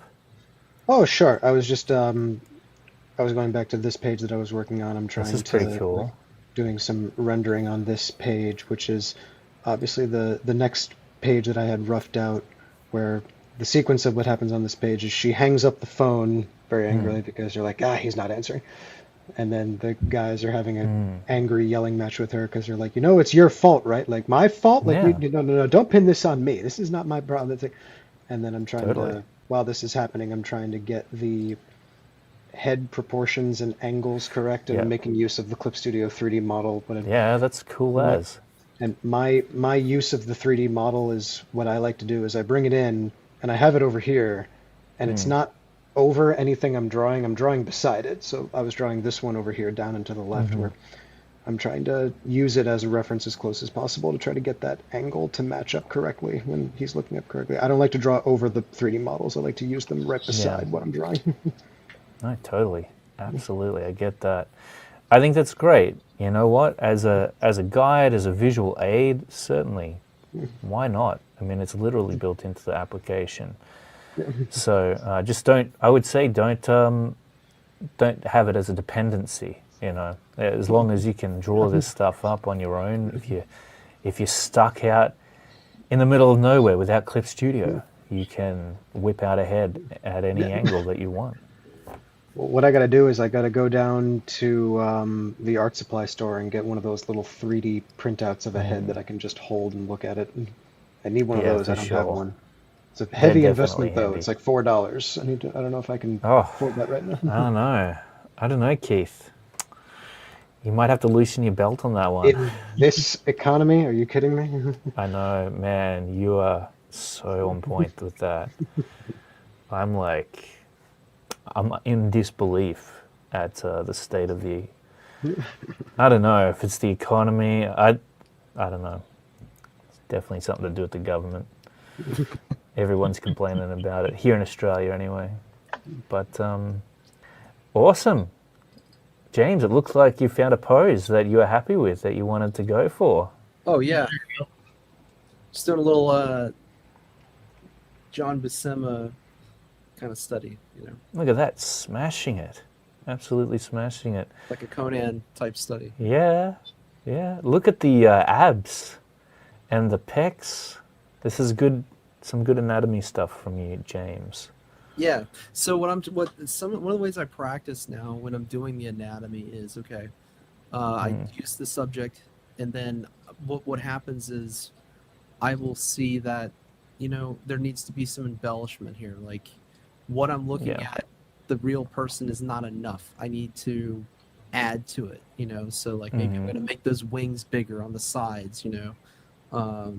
On the side of his flanks, under his, like right below the armpit and everything, going into the side abdominals and everything, and for sure, just work it from there. And the way I started was, let's see, here, right. So, is this it? Yeah. I'm sorry, I have it so the opacity turned down. So I get the pose right. Let me. Take this. And I start here, and I try to do my contour lines to get a sense of direction, right? Yeah. And then from there, I start, drawing over this, and I think I resized it so it doesn't exactly fit. But yeah, so then I go in there, start laying over the pencil, and then I'll lay over the some costuming, things like that. Do maybe another layer here, another layer there, and that's exactly how you want to do it. Yeah, so that's what I've been, just while you were going through doing the layout generator, I was here kind of messing around, and pulled some references of Buscema and for sure, how his stylization of how he does Conan, and that's great. Throw on a rock, why not? And what's fun about this is just a fun thing to do, and it's like it's that classic style, and what I'm trying to develop as a style is going to be, it's going to be more daunting than something like this, but it's fun to just kind of more daunting. Yeah, more like David Finch. Are we talking? Yeah, exactly. Something that looks a little more modern, Yeah, I get that. But this stuff is great. I mean, if you look at the old Conan comics, those panels, I think they're amazing. Are dynamic as hell. Like they're just so the action, and the reason for that is if you're talking about Buscema, I mean he spent a lot of time doing life drawing, and he was an avid student of the arts. You look at his sketchbook, and it's ball players, runners, people who are doing so he knows how the body moves and how to maximize the action. He absolutely does. Yeah, and that's why it's so fantastic to learn off of people like that, or like the old masters of within the comic book illustration world. Just because they're the ones who sort of established the status quo, and a lot of people have since then really learned just a ton from them and helped and mastered the skill set. Sure. So keep at that. Continue onward, James. You're certainly doing the right thing there. By the way, Jose Avania says, can you try use shapes to build a form or model? Absolutely, yeah. I'll show you how to do that in just a second. We've got about 20 minutes left. I'm going to try to smash something out just real fast for you guys, just because I haven't drawn a whole lot in the last few sessions, and I feel like, well, maybe some of you are wondering, can Clayton even draw? He's giving out all this advice. Oh yeah. Maybe I can't draw anymore. I haven't drawn in a while. You just drew 4 establishing shots on the fly. Well, I did, but they don't count. They're kind of messy. They don't count? What is this nonsense? Look, So what were you saying earlier at the beginning, like about your inspiration and not having it, and what's going on? Oh, me? Did I say that I didn't have inspiration? Yeah, you said something about not having inspiration. Oh, But if you don't, that's great. If you do, like, what's going on? Well, I haven't drawn in a while. I have pangs of inspiration from time to time, but it's been more so I've just had to tie up a lot of like life stuff. Yeah. And that can sometimes get in the way, especially during these times. Like, for example, the last few weeks was a big, it was tax time, and it was just a real pain. And they didn't actually, they took more money than I thought they were going to take, and they didn't give me as much back as I thought they were going to give. So that's just bureaucratic stuff that I hate dealing with, and it makes me want to just get a normal job. But I couldn't do that to you guys. Because you're the filing of it all. It's Yeah, and just it's a lot of thinking, and I'm getting to a point in my life where I don't want to think as much. Right. Like yesterday, I was at my mother-in-law's house putting together a bed for her, and I was doing it with my brother-in-law, and it was just it was fun to put together because I didn't have to think, and it was just like manual labor. Like, we had to move a couch out of her house and take it down the driveway, and it was just like manual labor stuff, and I was like, wow, I could do this like so easily as a job. It would be like a piece of cake.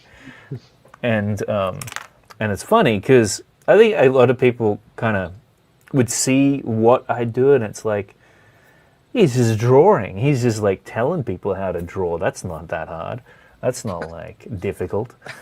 But it actually, it's more of a mental tax, and sometimes I feel like that can be more difficult to deal with than just physically like waking up sore the next day, But I guess everything has its. It has its. Always seems greener on the other side. It does, doesn't it? Yeah. Trust me, you're better off being a teacher and doing what you're doing, and for sure. A comic book creator, and big time. Yeah.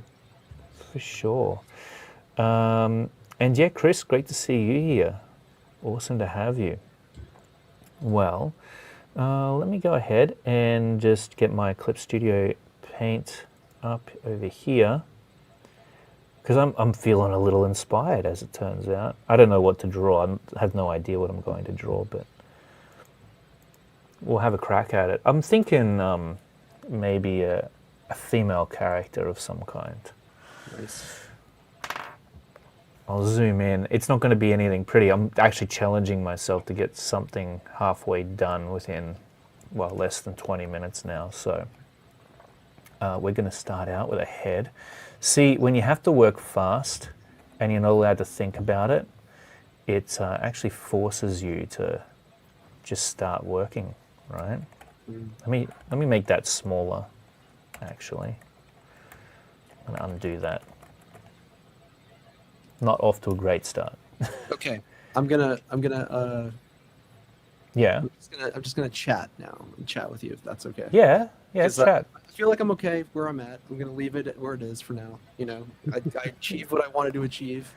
Yeah, chat away, James. Thing. So, yeah. Has Yeah. anybody So, seen any movies lately? Anything? oh, Any Corey and I watched the new Mummy movie that came out, the horror. Oh yeah, It was surprisingly good. really? Yeah, it was surprisingly good. It was quite an original take on the whole like mummy story, and it was hardcore in some parts, like in terms of the nastiness of it. I'll never be able to clip toenails again. You know, there's this like nasty scene where. I don't know if you guys have seen it, but No, there's this nasty scene where the mummy's toenails are being cut, and they're just like Yeah. brutally I've powerful seen it. toenails. But I think I know what you mean. I know the scene you mean. They showed it in the trailer, I think, but I have. Oh yeah, I'm gonna have to watch it now. But you know what It's I pretty watched? good. I watched. Have you seen Obsession? Have you seen that? oh yeah. I was meaning to watch that, but we couldn't I heard that was good. find a copy of it. Yeah. I heard it was really good. It was good. I regret not seeing it in the theater. Oh really? Yeah. Okay. So it was really good, huh? And I heard it was a small budget too. Yeah. I mean, there's like this kind of upcrop of like YouTube filmmakers who are breaking through, and Yeah. you have a movie that's you have these big movies that are not doing well, and then people are going to see Obsession and what is it, Backrooms? No. Is that what Yeah, it's Backrooms. basically empty hallways and stuff like that, and people are That's scared. another one I've wanted to watch too. Yeah, and I think it started off as a YouTube series, and now it's Alright. turned into a film. Well, I love that. Like I've predicted for a long time that we're about to enter the age of the creator, and all those big companies that sort of used to hold the keys to the kingdom. I feel like that's, they're starting to the playing field is being leveled out a little bit, and it's an exciting time to be a creative person. I feel. Yeah. So yeah, that's a great example right there. I tried watching Iron Lung, I believe it was called, which was another similar kind of deal. I think it was a crowd-funded movie project that people were talking about. I didn't quite get into that for some reason. Every time I see these movies, it just makes me go, man, I want to make a movie now. I could do it so well. But yeah, pretty good stuff. What else has been happening, James? Just oh well, I guess I could talk about it. Yesterday I ran a 4-mile run in Central Park. Whoa, a Make it- 4-mile run. You must have been destroyed after that. I can't. Well, I didn't run the whole thing. I walked a little bit of it. I ran some of it. Yeah. Yeah, Yeah. you ran it. You ran it. Don't I don't finished try to it, cut yeah. yourself short here. You ran it. Yeah. So I'm trying to segue that into kind of sort of improving my health and things like that. So Oh, that's great. And are you feeling inspired? yeah, I mean, I didn't train for it. Like a month ago, I said, okay, let's see let me do sort of a mix of walking, running, jogging, from here to where my nearest track is from my house. Yeah. And see how I feel after that. And then by the time I did all that and I got home, I looked down at my watch and it's like, okay, you went 5 miles. I'm like, oh, well, I guess I can do this 4-mile run, even if I don't run the whole thing. Yeah, for sure. Probably not the best way to prepare for something like that. I could have had a better experience not doing it like that, but well. I did it, you know. So Yeah, you did it. That's huge. yeah, You know, it's 4 miles is crazy. in Central Park, so it's a beautiful place to go for a run anyway. Absolutely, very lovely. You have the backdrop of the city, and Mm. it was for the 25th anniversary of 9/11. So Oh wow, yeah, great so cause then. so the museum and the 9/11 memorial hosted the run, and then they had a bunch of other sponsors for it, and yeah, it was Okay, like great. 5,000 people. who Oh ran it. wow, Yeah, that's amazing. yeah. So yeah, it's nice to be able to Interesting. sit on my behind again, like I always do, and Right now, yeah, I Yeah. bet. But it's weird, like Man. I'm drawing on the bigger Cintiq, and this thing, quite frankly, Clayton, has been gathering dust, and it's not because I haven't been drawing. Yeah. It's because my daily driver is I use I use a smaller tablet. Oh And right. because I sit at my other desk and do my drawing there. So, if my settings are it's both Clip Studio Paint, but the settings are slightly different. So I don't Yeah. have all my pins and everything dialed in exactly the same. So, Dude, but that's yeah. why I'm using like a 15-year-old tablet still. Yeah, 'cause Because you go from one thing to another thing to another thing. It's hard to kind of dial it all in and get it exactly the same. it just doesn't feel the same. Mm-hmm. So I'm But using I the do love my little Intuos. tablet, though. I do. What's It's that? great. I love what I use for my daily driver. It's great. Oh, that's great. That's I have a awesome. little stand for it. I have I actually have a little tour box, and that thing is like you can really optimize and streamline your workflow because you can easily flip your canvas. It's all a button touch. Everything's at a touch of a button. You can do That's whatever you awesome. do. So, That's I have really something cool. similar. I have this, for the Cintiq. Oh yeah. But this is, this isn't as good as that tour box. But Nice, nice. yeah. That's But, awesome. All right.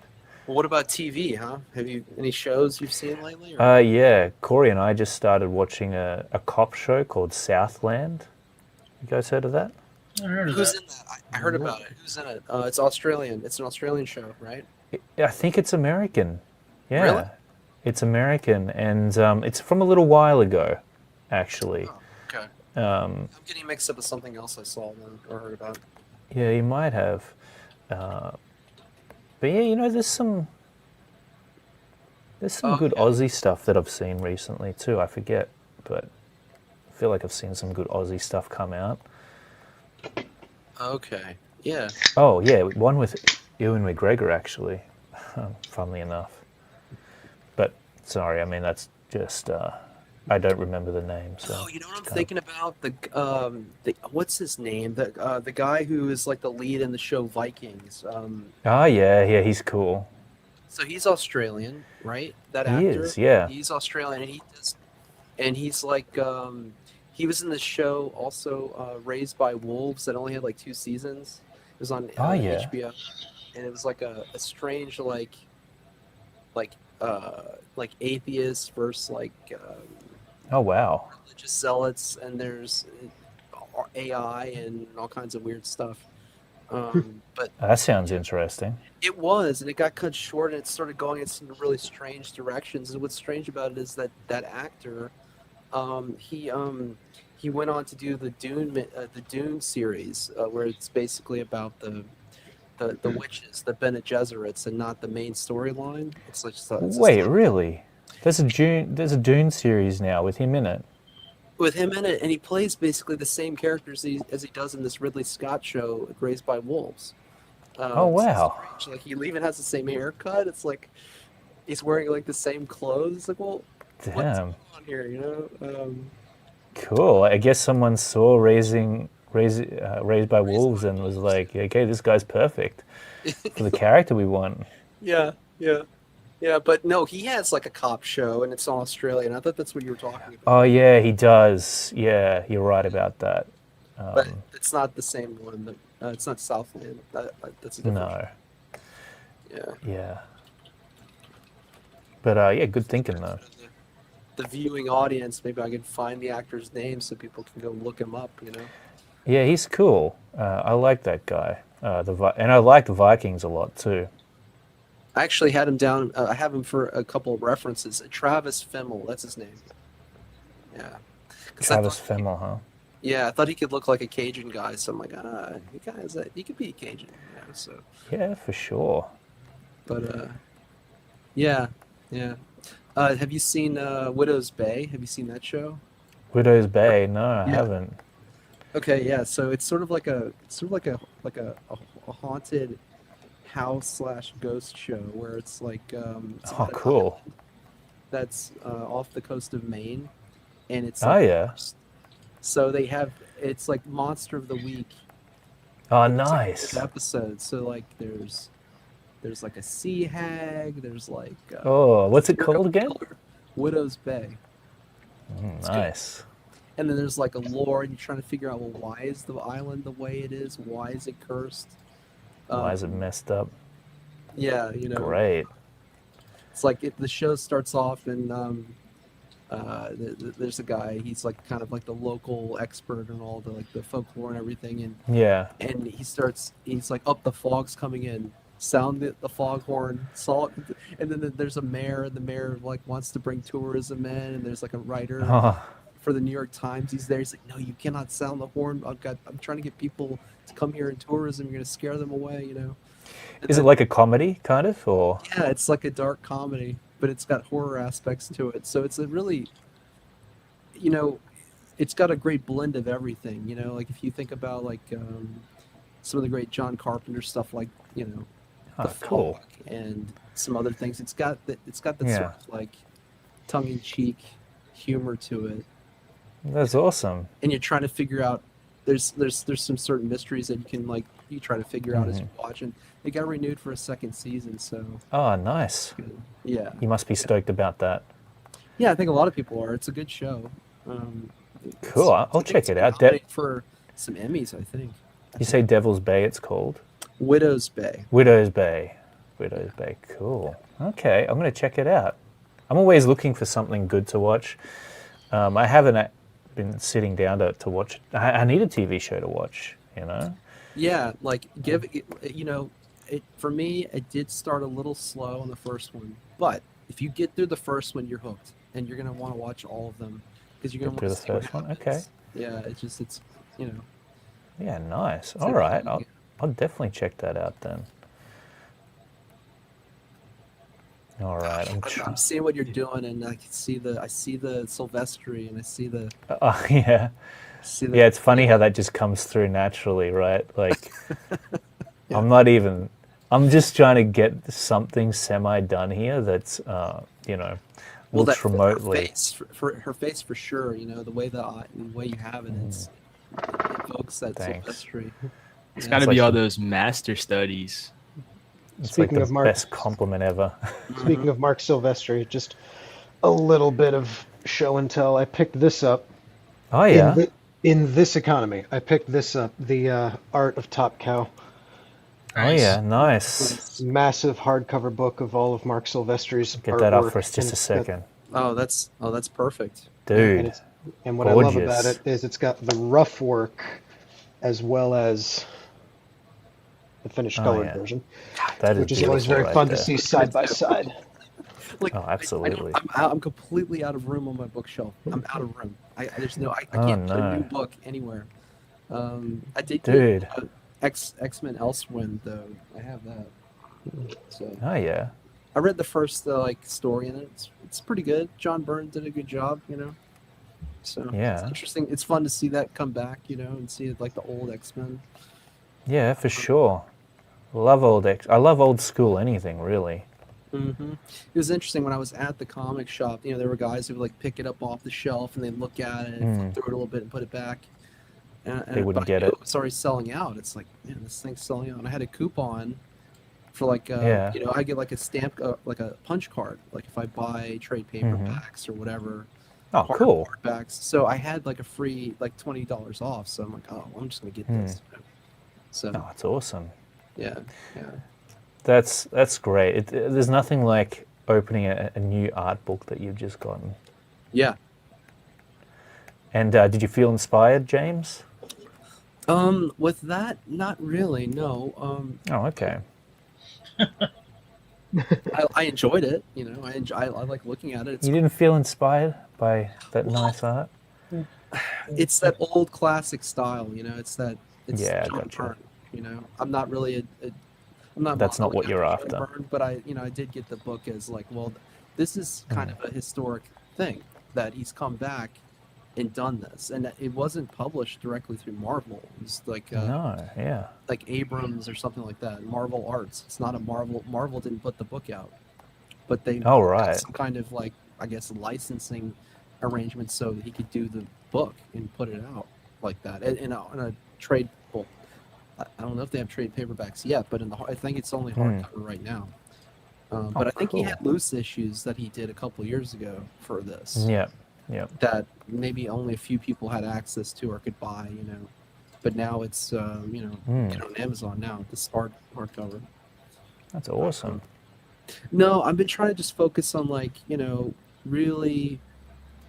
I think I've flipped through enough comic books. I think I've bought enough comic books. Like No, you haven't. Shut up. No. I'm at the point to where I need to make my own, and I have to keep doing the studies. And you know, I have a goal for the year that I want. It's not necessarily to make a comic book, but I have some drawing goals of mine that once I master them, I want to move on to the next thing. For sure. Because I want to be ready, and I want to do it right, you know. So yeah, absolutely. I was looking at one of your older videos, Clayton, and where you had that template for the thumbnails, and how you're working at a distance, and you're looking and saying, well, as a composition, as a page flow, does this work? And then you did up like 3 different versions of the page, and then you cool. And you blew it up, and then you started working on top of that. Yeah. And that's, you know, that's a great way to do it. Yeah, it is. Well, you did it. It's your way. Yeah. Yeah. Oh, totally. Well, like I could take this. By the way, she's done. That's all I'm doing.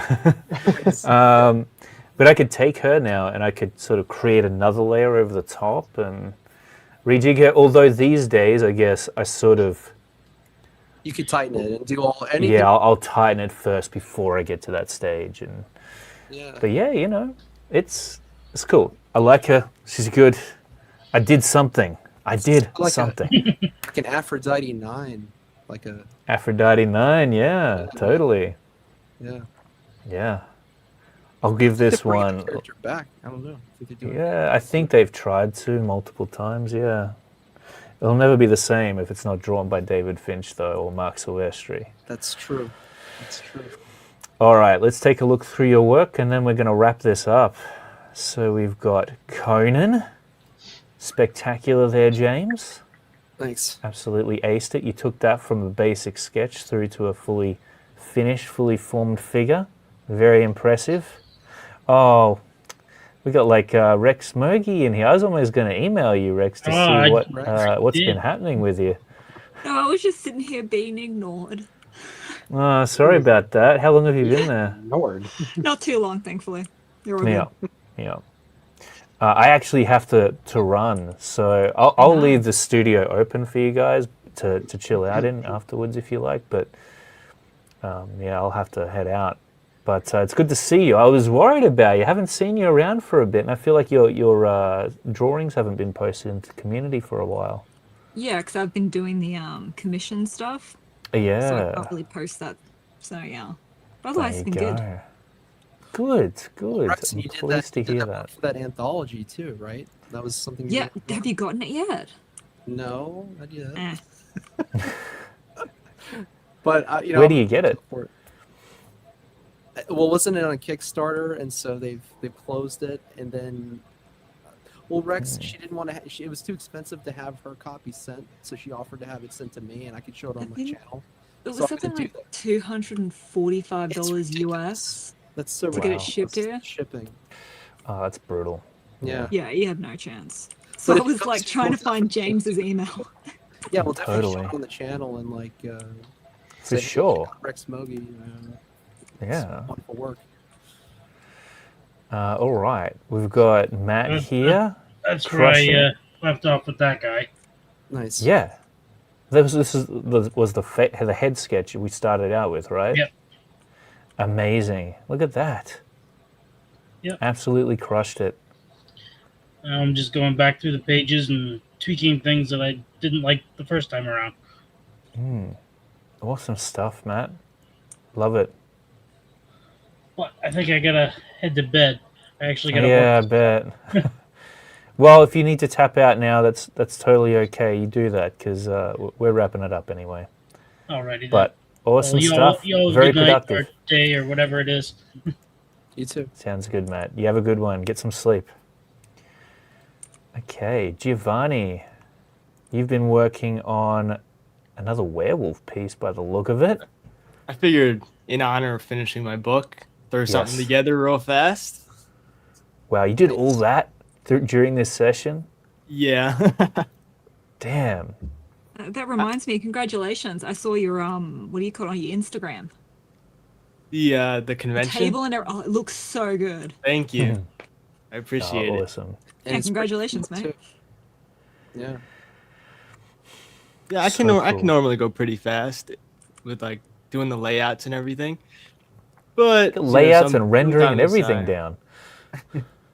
Sometimes I Giovanni, get are you gonna have any of your preview books printed or no? Just Yeah, so I wanted to get them printed in time for the convention, but it didn't end up working out. So they're actually in the mail right now. I'm supposed to get them soon, and I'm gonna put them on my store. Oh, cool. Well, let me know when that happens. I want to buy some, Okay, For thank sure. you.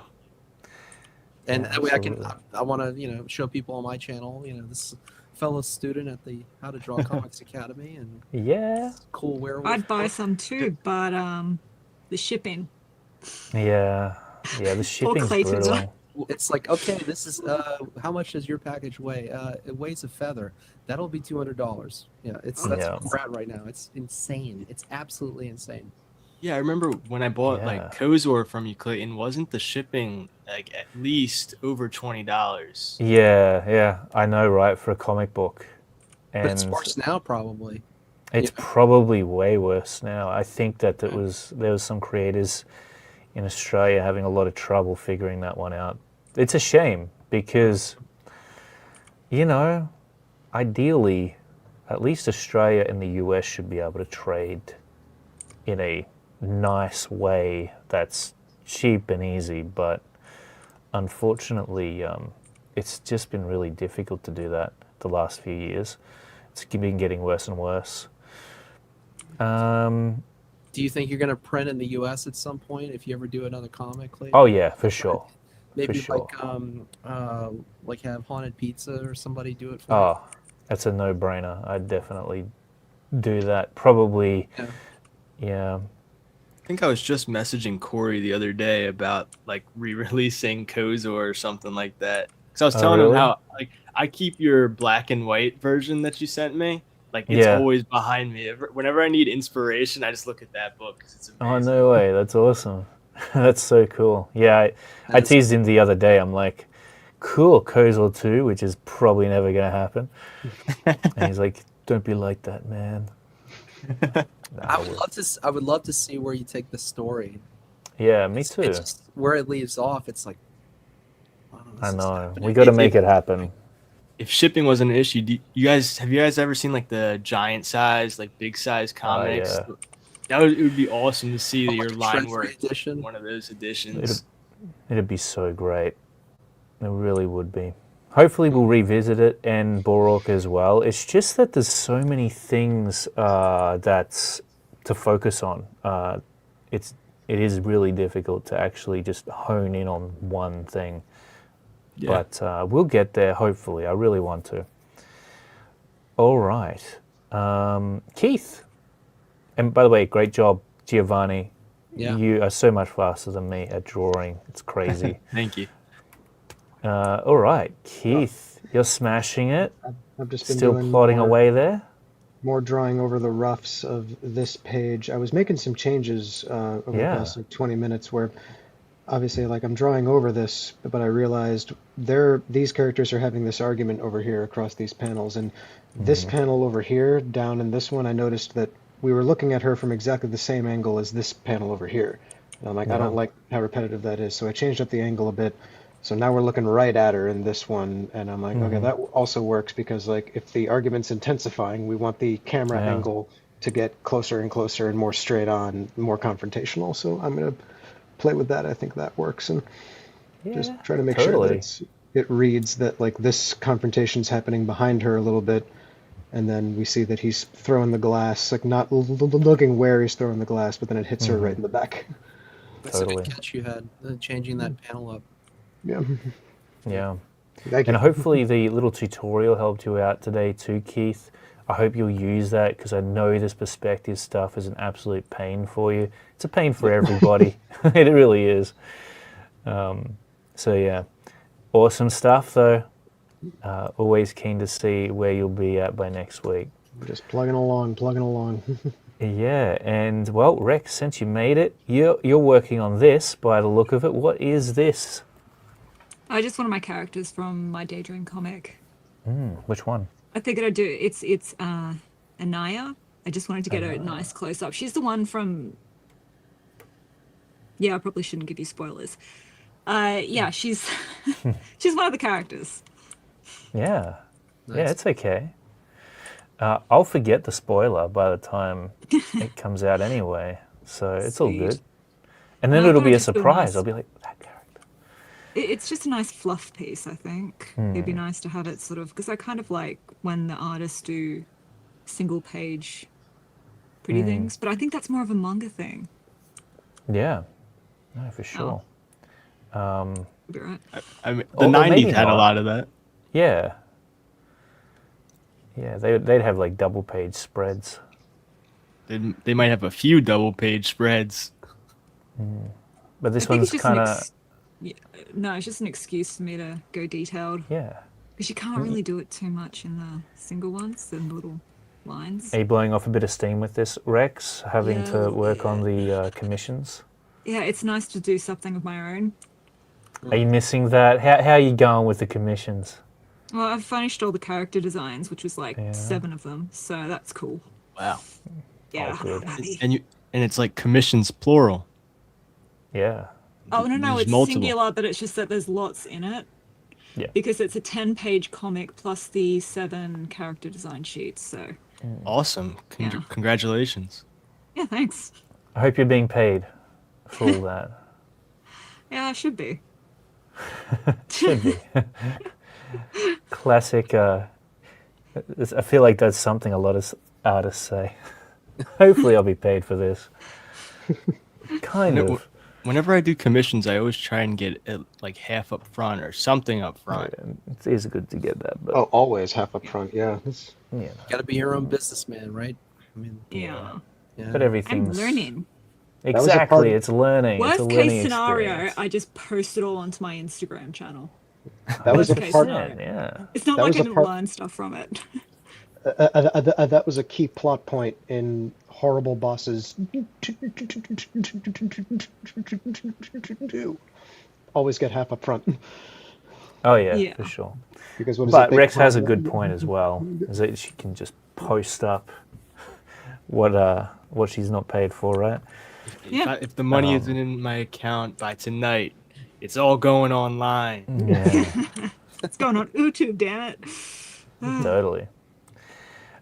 Awesome work, Rex. Always inspiring to see you at the drawing board. Keep it up. Great stuff. And sorry that you didn't get in here earlier. But it is good that you came. No, And that was hopefully- because I got 2 new video games, Pragmata and the new Digimon, so I was playing that. Oh, cool. And I wasn't feeling well, so I'm like, I don't really Yeah. want to draw. But You weren't sure if you were going to come at all. no. I'm glad I did. I'm glad you did too. Just thanks for saying, dropping in, saying hello. That's all good. Thank you for like trying to get in contact with me because I've been AWOL. I was appreciate that. thinking I was going to do that today actually because I hadn't seen you around. I'm like, I wonder. I hope Rex is okay because just that's abnormal. By the way, I'd do that for anybody. I'm still alive. You're all good. Yeah. Well, you never know sometimes. You don't hear from people in a while. But nonetheless, of course, keep up the amazing work. Hang in there on those commissions, Rex, and keep hard at it. James, with your practice, hopefully we'll catch up again soon at some point. Yeah. And Giovanni, crushing it. Don't slow down. Keep that momentum going, my friend. You're absolutely acing it right now with your accomplishments. Will do. Thank you. It was nice to talk to you guys, all you guys again. Totally. It's been a It's while. always great. You too, man. And it's always great. on your preview book and doing that con and setting up your table. You had really nice banners and backgrounds and everything. It was just really cool to see that. Thank you. So, I put all that together in like 2 weeks. I was rushing. I was stressing out like every night. And then when I finally got there and everything was set up, it finally felt like at peace. Like I didn't feel stress in the pit of my stomach anymore. Yeah. Good. That's awesome. And Keith, great job on what you're doing as well. And to the people watching, keep up the great work yourself. Don't slow down on the drawing. Make sure you make a little bit of time for that each day. And if you can't do it each day, at least each week here with the How to Draw Comics Academy studio sessions. Until next time, keep on drawing, keep on creating, and we'll see you again real soon. Bye-bye for now.